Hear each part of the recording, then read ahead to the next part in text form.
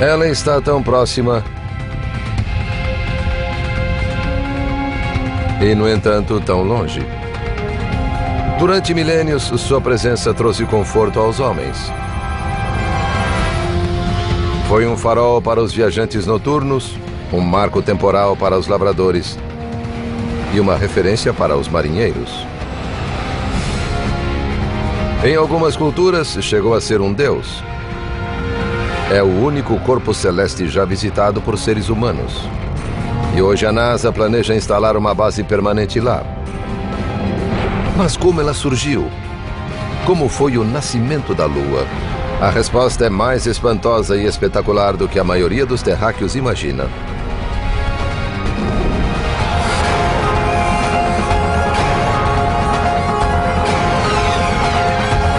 O universo, a Lua.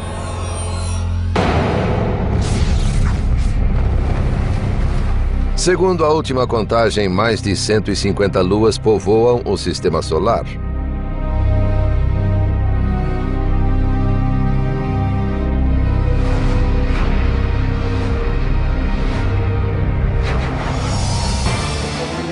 Netuno é cercado por 13 delas.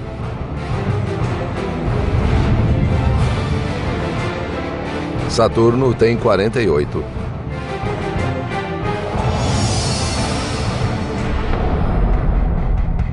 E Júpiter possui nada menos do que 62.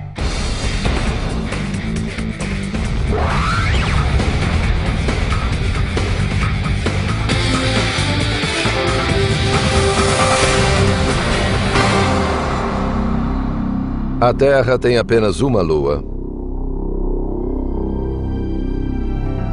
Mas ela é especial. Nossa lua, ou luna, como diziam os romanos, destaca-se por suas dimensões. Está longe de ser a maior do sistema solar. Por exemplo, Titã, uma das luas de Saturno, tem o dobro do seu tamanho. Mas nossa lua é a maior em relação a seu planeta. It's a quarter the size of the Earth. It's really big compared to the Earth. If you look through a telescope at the Earth from a distance, you'd see the Earth and this other big thing. If you look at Jupiter or any other planet, you got the big planet and then little tiny moons right next to it. So our moon is so much bigger, and it's the only one of the now 8 planets that has that situation. As dimensões relativas dos dois corpos são tão próximas que alguns astrônomos chegam a se referir ao sistema Terra-Lua como um planeta duplo. A distância média da Terra até a Lua é de 380 mil quilômetros. Um voo de 3 dias pelo espaço. O diâmetro da Lua é de 3.500 quilômetros, cerca de um quarto do tamanho da Terra. Um dia na Lua equivale a 27,3 dias na Terra. Isso porque a Lua está em fase com a órbita em torno da Terra, e o mesmo lado está sempre voltado para nós.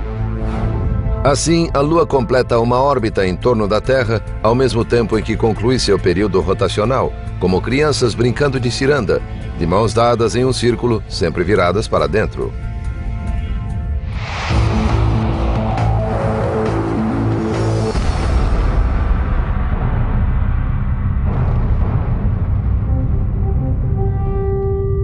Apesar de estar tão relacionada à Terra, basta uma breve visita à Lua para ver que, na verdade, ela é muito diferente de nosso planeta.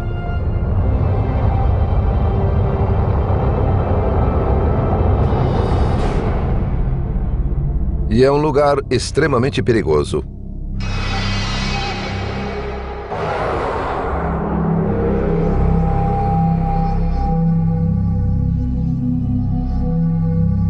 There's no air, of course, so you need your spacesuit.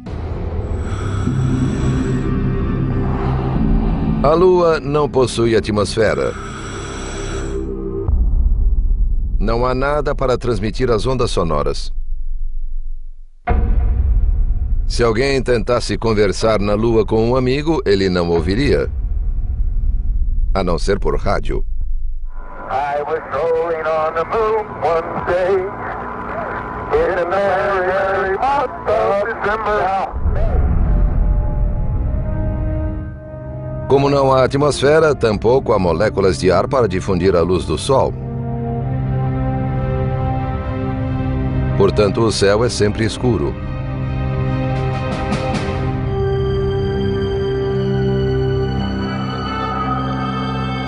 E a paisagem não colabora para embelezar o cenário. Kind of monochromatic, not much color there. The rocks are mostly gray, brown colors. It's maybe a little warmer tone in one direction, maybe toward the sun, and cooler tones, grayer tones looking in other directions, but not so colorful. As temperaturas extremas tornariam uma visita ainda mais desagradável. As oscilações térmicas são brutais. De 130 graus positivos ao meio-dia a 150 graus negativos à noite.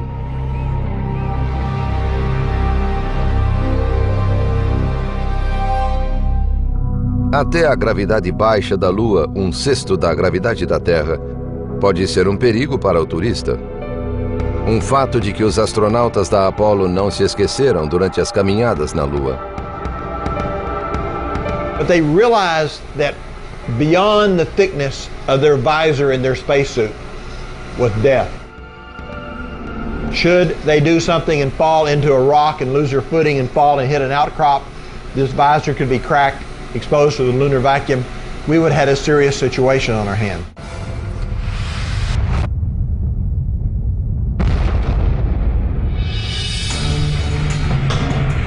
O macacão poderia proteger o turista do vácuo, da ausência de oxigênio, das temperaturas extremas e da radiação solar. Mas não teria muito efeito contra outro perigo espacial: micrometeoritos em alta velocidade, que frequentemente alvejam a superfície lunar. Tiny meteorites, the little ones that burn up in our atmosphere and make shooting stars, there's no atmosphere on the moon, they're coming right down hitting the surface. Os meteoritos pulverizam a superfície lunar, gerando um manto de material pedregoso chamado regolito.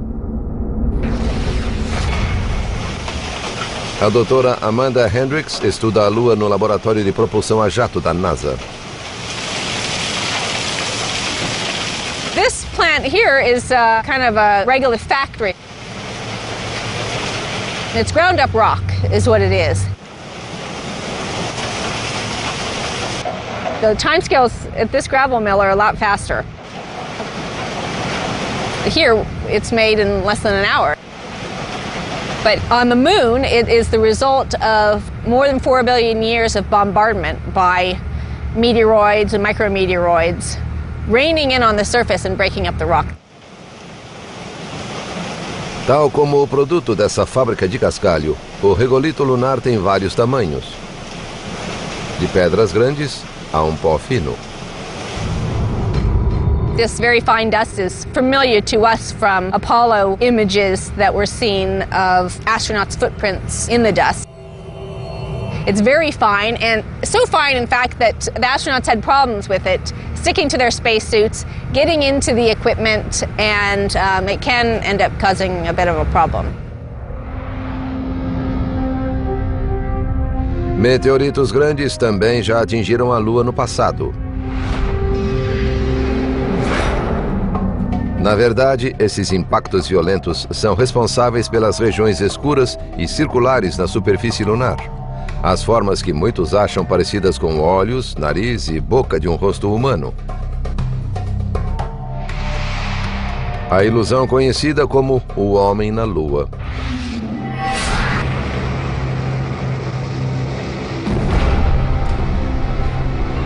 Esses choques abriram grandes bacias na superfície da Lua, algumas com mais de 1.000 quilômetros de largura.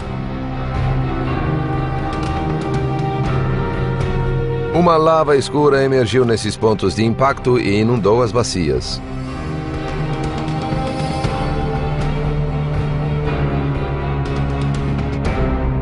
Hoje chamamos essas regiões escuras de Maria, palavra latina que significa mares. O termo remonta ao século XVII, quando os renascentistas observavam a Lua e achavam que as áreas escuras podiam ser oceanos. Os astrônomos da época deram nomes extravagantes a esses supostos mares. The seas are all named after effects that were once attributed to the moon. So you have the Sea of Storms and the Sea of Crises and the Sea of Tranquility and so forth. Algumas bacias mais recentes tiveram menos tempo para erodir e seus contornos estão relativamente mais nítidos. Uma delas se chama Mare Orientale, ou Mar Oriental.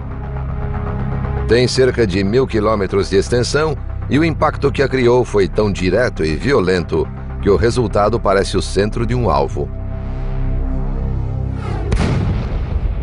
This Orientale scar is kind of like a bullet shot into glass, where you see all the sort of rings around it and fractures going out. People have often said if that had been on the side facing directly toward the Earth, we might have had a whole different mythology about the moon, because it would have looked like a big eye staring at us.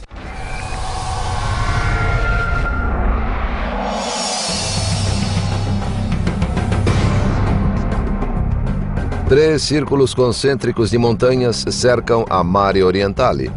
Picos que alcançam milhares de metros são alguns efeitos desse impacto gigantesco. When we see mountain ranges on the Earth, they're mostly caused first by the continents moving around, crashing into each other very slowly, buckling up and creating mountain ranges, which then erode into all the spectacular shapes that we see, the Matterhorn and so forth, from water erosion.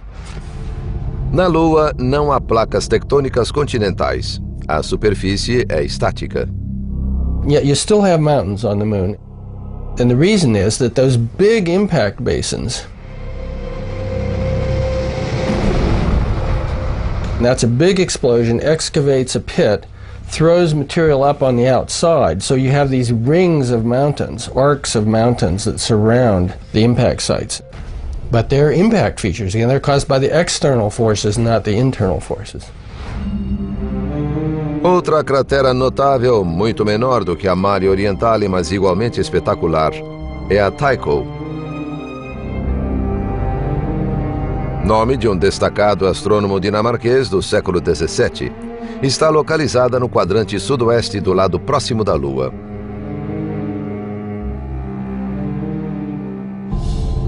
It's in the bright area, you can almost see it with your naked eye.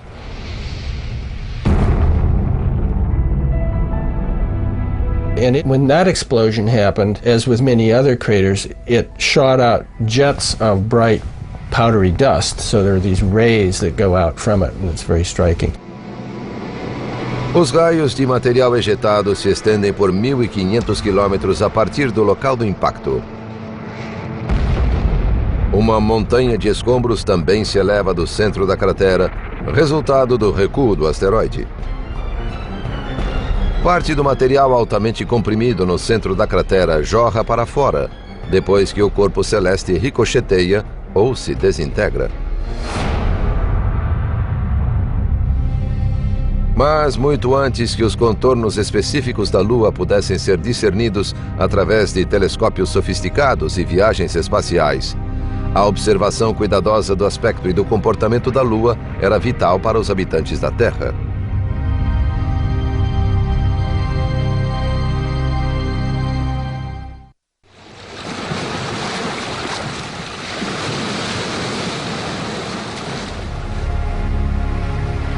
Durante pelo menos 15.000 anos, a Lua representou uma fonte de luz para o homem, um guia de navegação, uma referência para as atividades agrícolas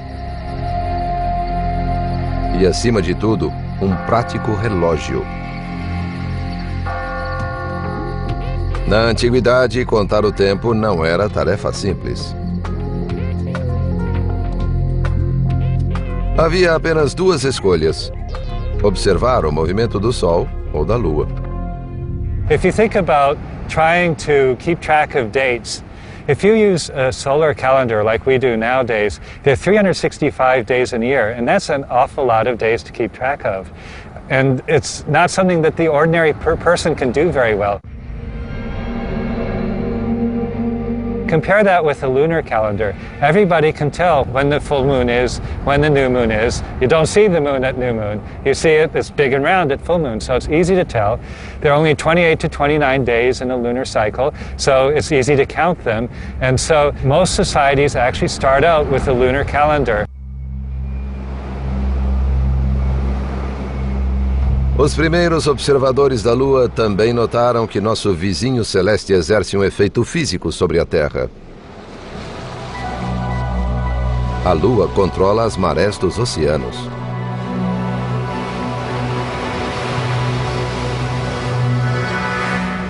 If we think of the moon as being this tennis ball and the Earth as being this football, okay, the tides are caused by the moon's gravitational attraction. So it's obvious, okay, so the moon kind of pulls the Earth's water towards it.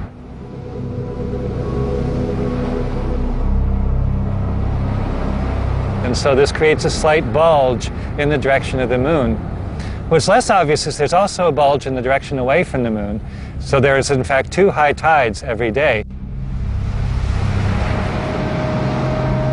The other high tide you can think of as being caused by the Earth's centripetal force. The Earth and the Moon are both rotating around, and that causes the water on the far side to also move out. Um exemplo extremo da diferença entre as marés alta e baixa pode ser encontrado ao longo da Baía de Fundy, no Canadá. Entre uma maré e outra, o nível da água desce 16 metros. Para algumas formas de vida, o avanço e o recuo das marés criam convenientes habitats.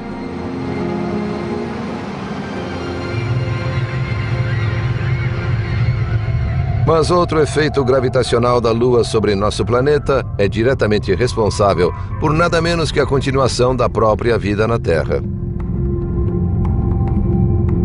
A Lua estabiliza o clima do planeta.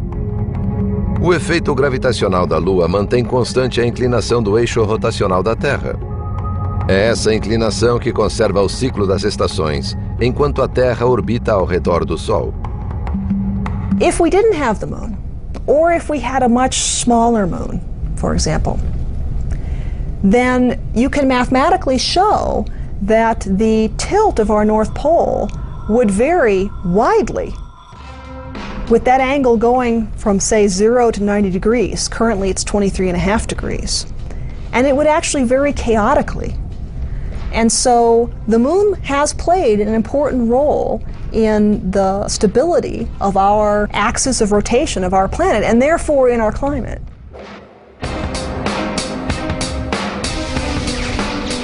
Ao longo dos milênios, com a presença imponente e constante da Lua nos céus, os homens começaram a se perguntar sobre sua origem. Como ela se formou? De onde a Lua teria vindo? Em 455 a.C., o sábio grego Anaxágoras teorizou que a Lua não passava de uma rocha lançada pela Terra. A maioria de seus contemporâneos estava convencida de que a Lua era um deus, ou uma imensa bola de fogo. Por isso, a ideia de Anaxágoras não teve muitos adeptos. Muitos continuaram a teorizar, mas as primeiras informações concretas sobre a Lua surgiram em 1609, quando o astrônomo italiano Galileo Galilei apontou um dos primeiros telescópios para ela e percebeu que via uma paisagem, o terreno de um outro mundo. When you look at the moon through a telescope, it looks completely different from the way it looks to the naked eye. Instead of looking flat the way it does to the naked eye, it really looks round, and you can see the shadows, you can see all these craters that the naked eye does not see, and it just immediately looks like a world. It jumps out at you into 3 dimensions. Galileu fez desenhos detalhados da superfície do pequeno planeta e comprovou de uma vez por todas que a Lua era um mundo sólido, e não um deus ou uma bola de fogo. Mas o astrônomo pioneiro nunca teorizou sobre a origem da Lua, principalmente porque logo passou a se interessar por outros planetas. Apenas em 1873 veio a público a primeira teoria científica sobre a origem da Lua. Foi obra de um talentoso astrônomo francês chamado Édouard Roche. Roche advocated what's called the co-accretion theory, which says that basically Earth and the Moon grew up at the same time out of the same materials. Na época de Roche, muitos cientistas achavam que os planetas haviam se formado a partir de nuvens quentes de ar condensado.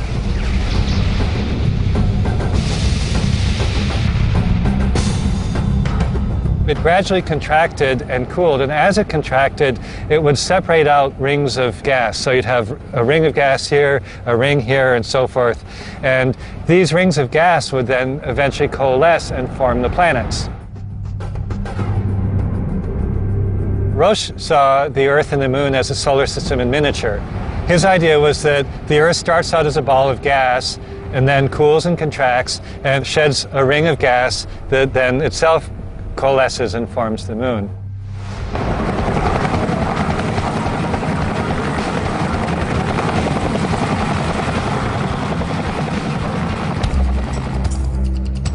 Mas essa teoria apresentava problemas.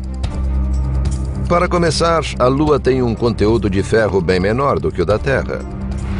Se os dois corpos haviam se formado a partir dos mesmos materiais, sua composição básica deveria ser a mesma, mas não era. Essa e outras inconsistências logo levaram os astrônomos a buscar novas teorias para explicar a existência da Lua.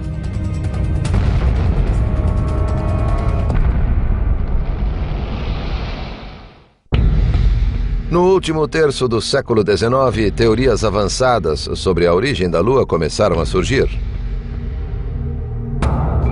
Em 1873, o cientista francês Édouard Roche sugeriu que a Lua se formara ao mesmo tempo que a Terra, a partir da mesma nuvem nebular de partículas e gases. Mas essa teoria tinha uma falha fundamental. A Lua tem um conteúdo de ferro bem inferior ao da Terra, e é muito menos densa.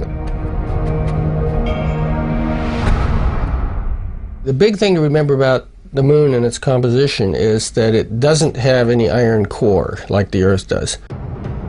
So you look at the Earth, and there's a very large central area, something like half the inside of the Earth is iron, nickel iron. And that's metal that drained down to the center of the Earth when the Earth was hot, when it formed at the beginning. The Moon is more like just plain rock. Os cientistas inicialmente deduziram a massa da Lua através de observações e cálculos matemáticos. Se a Lua se formou do mesmo material que compõe a Terra, então o conteúdo de ferro devia ser semelhante. Édouard Roche não conseguia explicar essa falha em sua teoria. Mas outra ideia logo surgiu na esteira da hipótese da coagregação. Em 1878, George Darwin anunciou sua teoria de que a Lua se originara de uma fissão.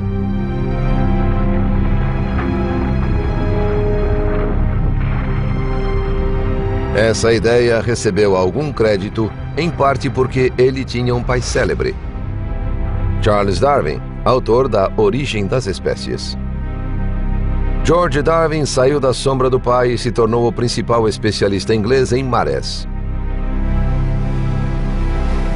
Através da análise da relação entre a Lua e as marés, chegou à conclusão de que a Lua gradualmente se afastava cada vez mais da Terra.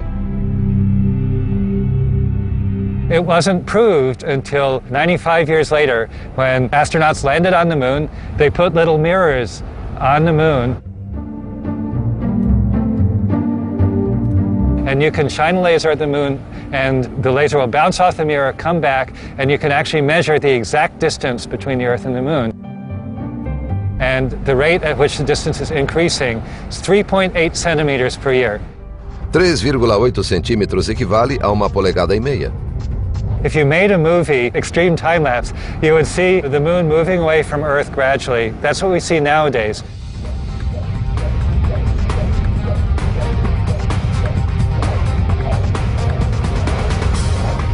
Darwin imaginou o que aconteceria se o processo fosse invertido, se o filme fosse passado de trás para frente. Recuando no tempo, a Lua se aproxima, e tanto a órbita lunar quanto a rotação da Terra tornam-se cada vez mais rápidas. And so, well, what happens is that eventually the moon must coalesce with the Earth. It must hit the Earth. A conclusão lógica para Darwin era que uma porção da Terra, que girava rapidamente em estado fundido, devia ter se separado e formado a Lua.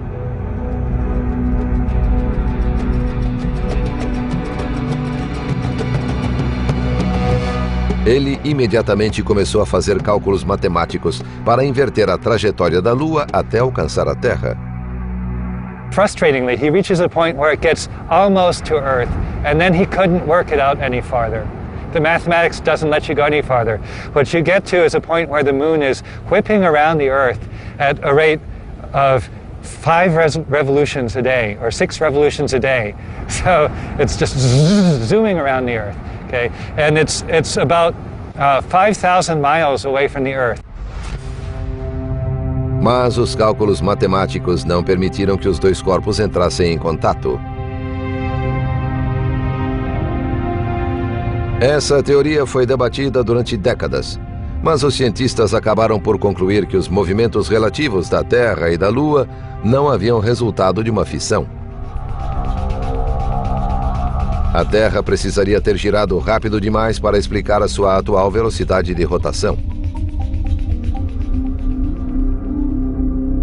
A busca por uma explicação para a origem lunar continuou, e logo um americano apresentaria uma nova teoria. Em 1909, Thomas Jefferson Jackson C., capitão da Marinha Americana, trabalhava na estação de Mare Island, perto de San Francisco. Sua função era manter o tempo padrão para a costa oeste americana. Mas ele também era um talentoso cientista que estudara astronomia na juventude. He was one of the first Americans to actually get a doctorate in astronomy. He went to Germany and got a PhD in astronomy, which was, almost unheard of back then. The U.S. was still scientifically total backwater in the 1800s. A estação de Sea em Mare Island tinha um observatório, e sua função lhe deixava bastante tempo para teorizar.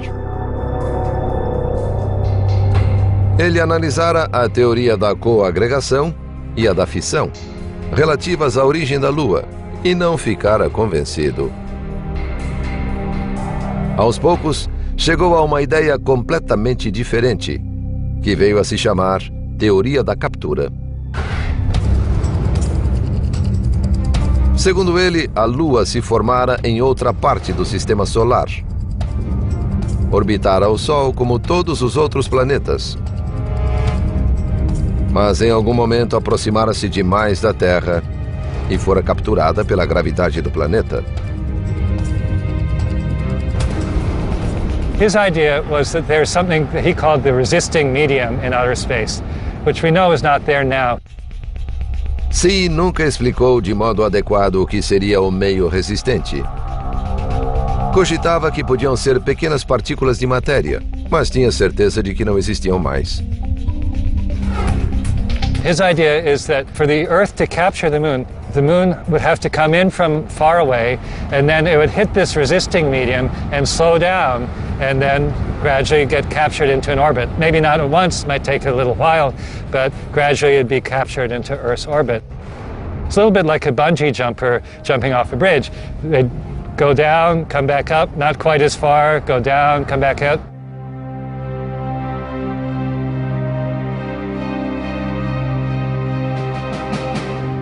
And eventually they'd settle down at the bottom. A teoria de Thomas See podia explicar os diferentes conteúdos de ferro da Terra e da Lua. Se a Lua se formar em outra parte, sua composição podia ser muito diferente. Por outro lado, a ideia de que a gravidade da Terra podia capturar e reter um objeto tão grande era improvável, já que não existe nenhum meio resistente capaz de deter um corpo do tamanho da Lua. As três teorias elaboradas até então tinham falhas graves. E a origem da Lua continuava um mistério.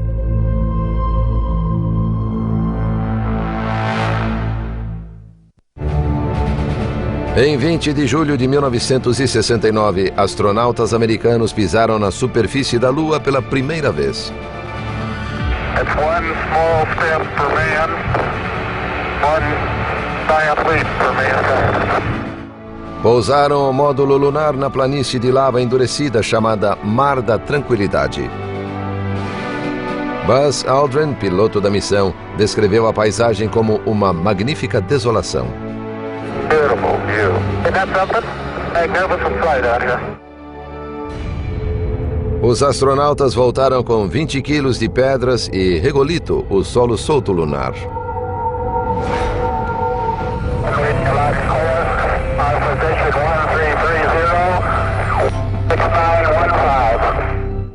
Os geólogos do Centro Espacial Johnson, em Houston, aguardavam ansiosamente a chegada deles.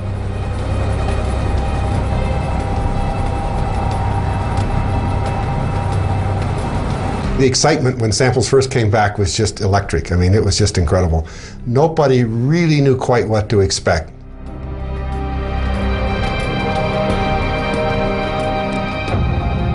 And we realized right away that we had basaltic rocks, like one might see in Hawaii. In fact, very similar to rocks one would see in Hawaii.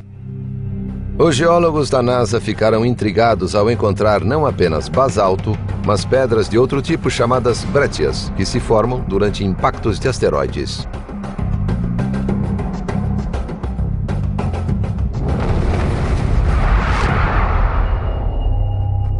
So if you can imagine a large impact body hitting the moon is going to be very chaotic. It's going to throw up debris. Debris is going to come flying out of this, what winds up to be a crater after it's over, and you can see the many craters on the moon.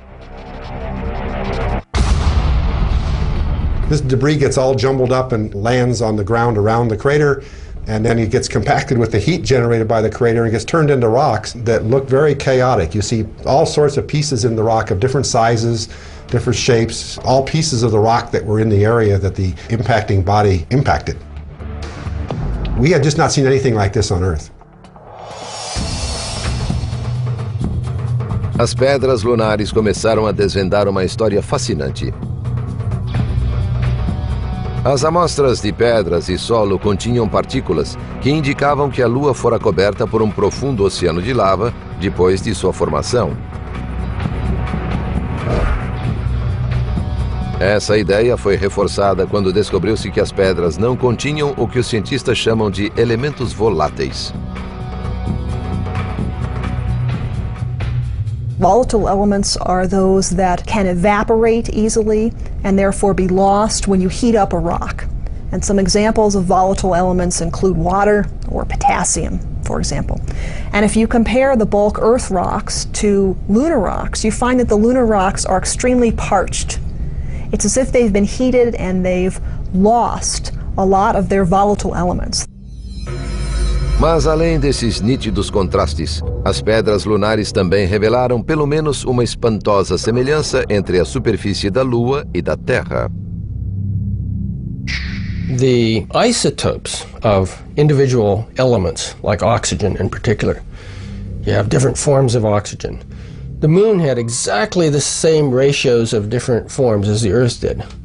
But all the other rocks we knew from elsewhere in the solar system, which are meteorites that fall out of space, all have different oxygen isotope ratios, which tells you that the moon material and the Earth material are very, very similar. As amostras lunares ofereceram provas abundantes da composição geológica da Lua. Mas os astrônomos que tentavam entender a origem da Lua permaneciam diante de um enigma.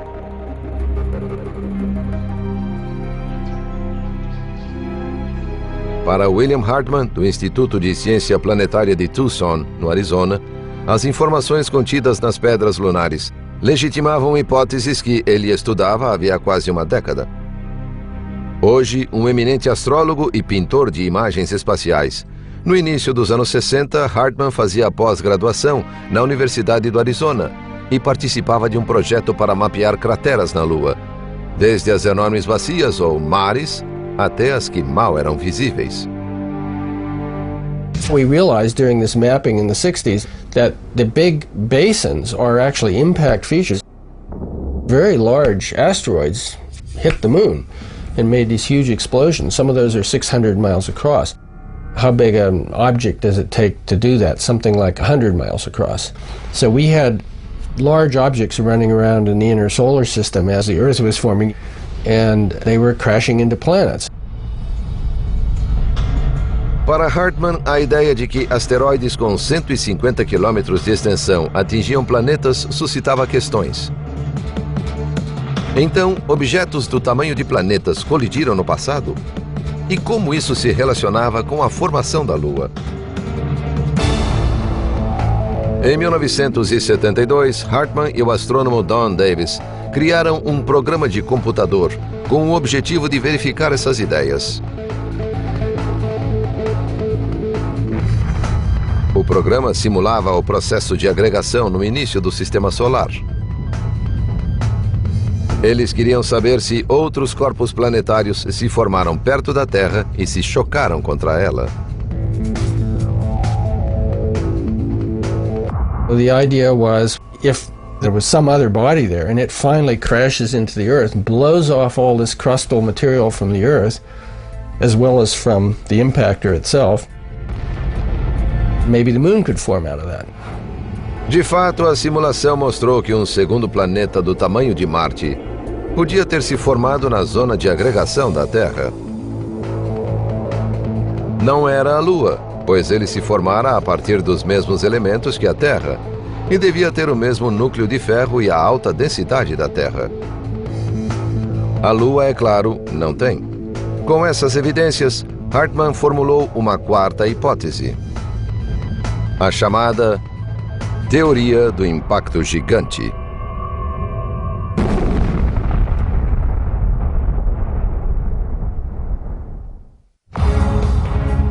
Em 1974, uma nova hipótese para explicar a origem da Lua estreou no palco científico.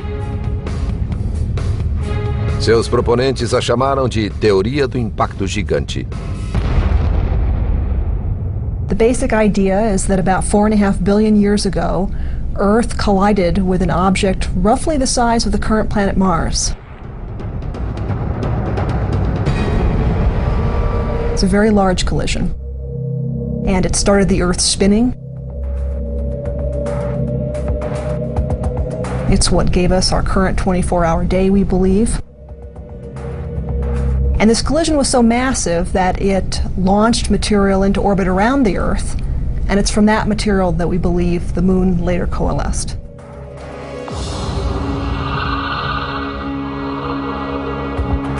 A doutora Robin Canup e outros pesquisadores do Instituto Southwest em Boulder construíram um modelo computadorizado para estudar o cenário do impacto gigante.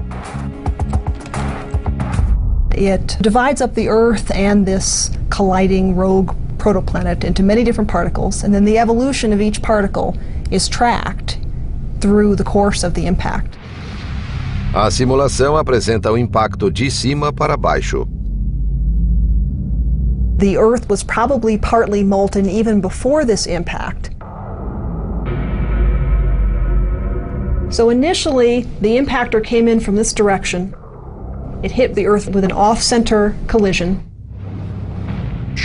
And you can see the impactor has been stretched out into this long arm of material right here.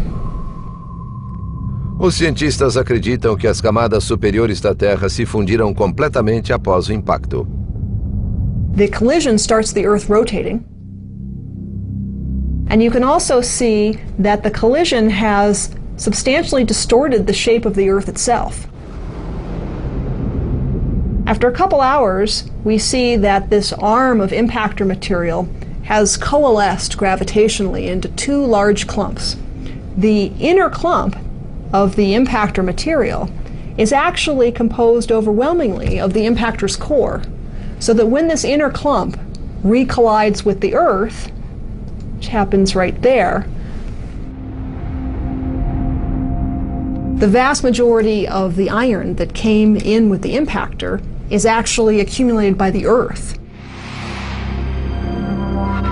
While this outer clump comes in and makes a close pass by the Earth and is stripped by the Earth's gravity into a long arm of material, which then breaks up to form this disk. O material teria se aglutinado e formado a Lua em menos de um ano após o impacto.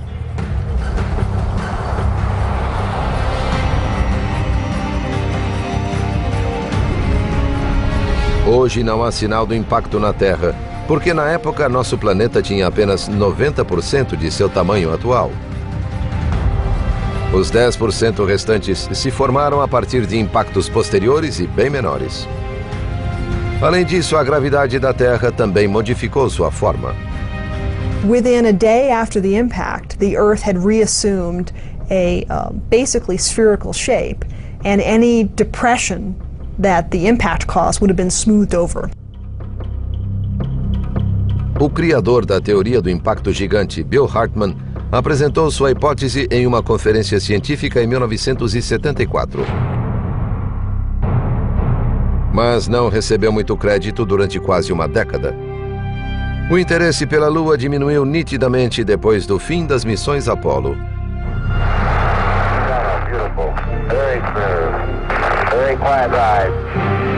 Finalmente, em uma conferência no Havaí em 1984, 12 anos após a última missão à Lua, os principais astrônomos do mundo chegaram a um consenso. A teoria do impacto gigante era a explicação mais aceitável para a origem da Lua. I think there's still some people who say, okay, it's not really proven yet, but it's what I would call the default theory. If you look at any textbook of planetary science or geology, it's just the theory that's accepted. And there are certain small discrepancies which have yet to be explained, but by and large, it works.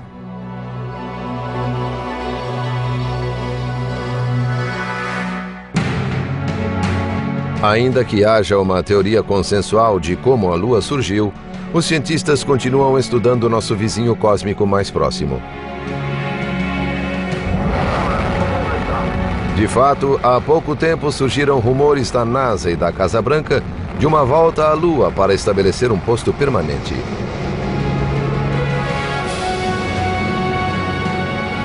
Gorgeous views out the window. Sequence good, everything go. Esse posto serviria como local para ensinar os astronautas a viver no espaço. E seria uma base de lançamento mais eficaz para eventuais missões a Marte. Mas essas ambiciosas metas científicas não afetam a maioria dos habitantes da Terra, que erguem os olhos para contemplar o brilhante disco lunar no firmamento. Para nós, expressões como oceanos de lava, micrometeoritos, regolito e impacto gigante jamais roubarão o fascínio e a magia exercidos por nossa misteriosa vizinha, a Lua.